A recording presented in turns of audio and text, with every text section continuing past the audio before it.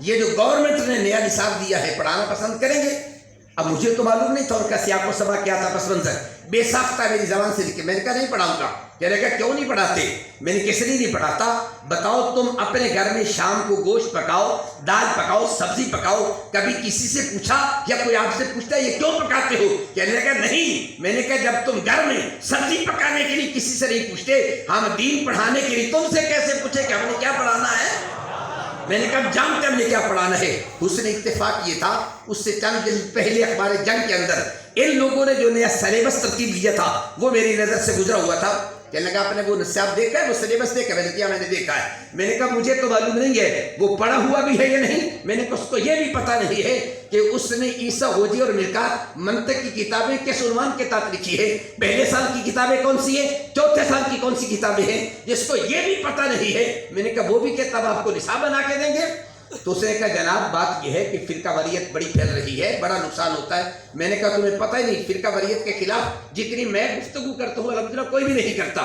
آج تک جب سے میں سٹیج پہ بولنے لگا ہوں کوئی ایک بندہ مجھے بتا دے میری کسی ایک تقریر سے فرقہ واریت کی کوئی بھی بوائی ہو تو مجھے بتا دے. میں تو خود فرقہ واریت مٹانے کے چکر میں ہوں، اس بات کا قائل ہوں کہ یہ امت ایک پلیٹ فارم پر متحد ہو جائے، دنیا کی کوئی طاقت اس امت کو شکست دے نہیں سکتی ہے.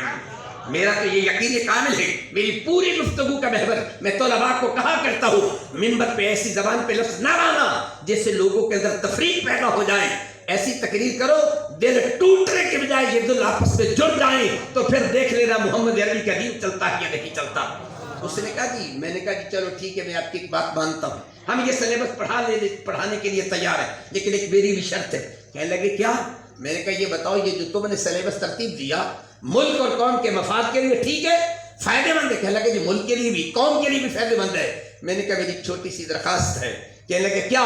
میں نے کہا اگر یہ سلیبس قوم اور ملک کے فائدے کے لیے ہے تو پھر یہی سلیبس کالج میں بھی پڑھاؤ، یہی سلیبس یونیورسٹی میں بھی پڑھاؤ، اور یہی سلیبس ہمارے مدرسے میں لے کے ہم بھی پھر پڑھانے کے لیے تیار ہیں نا.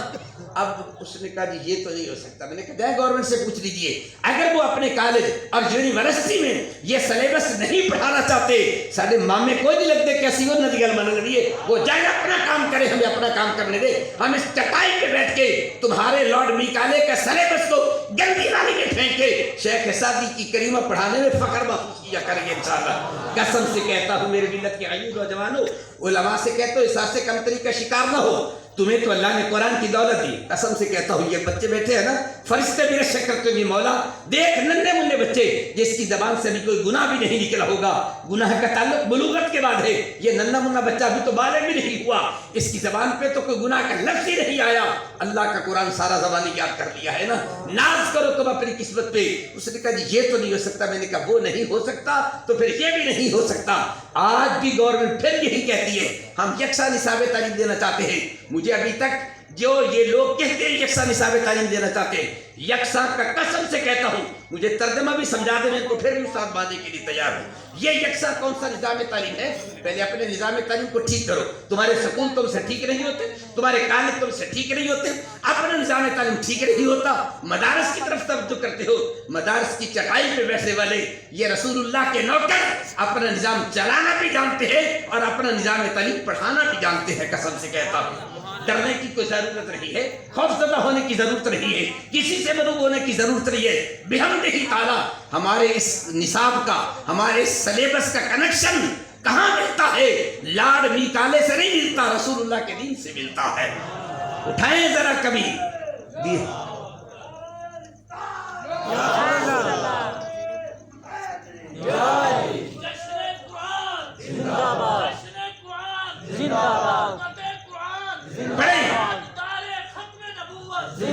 اس نصاب تعلیم کو پڑھیں جو میرے مصطفیٰ کریم نے عبداللہ بن عباس کو پڑھایا تھا. کیسے پڑھاتے تھے جھلک دینا چاہتا ہوں صرف، وگرنہ تفصیلات موجود ہیں. ابھی امام بخاری کے نظریہ تعلیم کیا تھا اس پر بڑی کتاب یہ میں نے اس کو کھنگالا ہے.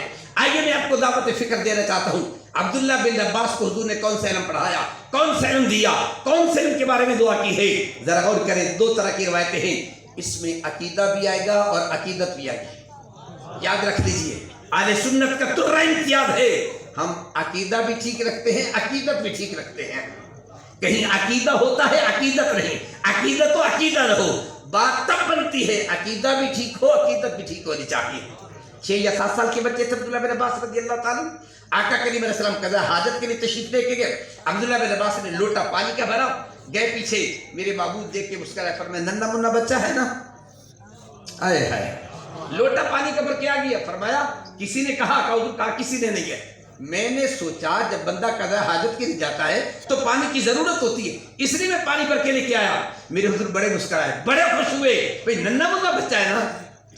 دیکھیں نا یار کیسے ننھے منھے بچے بیٹھے، ان کے والدین کو جی چاہتا ہے، میں قسم سے کہنا چاہتا ہوں اگر آپ مجھے اجازت دے دیں تو میں آپ کے قدم چومنے کے لیے تیار ہوں کہ آپ نے اپنے بچوں کو قرآن کے لیے وقف کیا، قسم سے کہتا ہوں۔ وگرنہ یہ چاہتے کہ ان بچوں کو آپ ڈاکٹر بنائیں، جو مرضی بنائیں، لیکن قربان جائیے قرآن کے لیے آپ نے ان کو پسند کیا ہے۔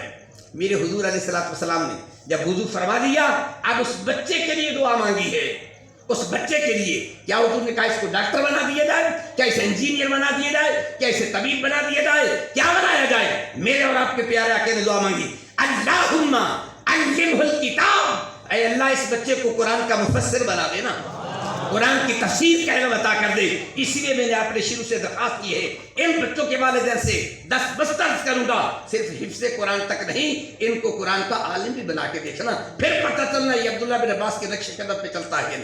ایک روایت میں نے یوں بھی پڑھی ہے، عمدہ کے اندر عمدۃ القاری، اس کو تھوڑا سا مختلف انداز سے بیان کیا گیا ہے۔ آقا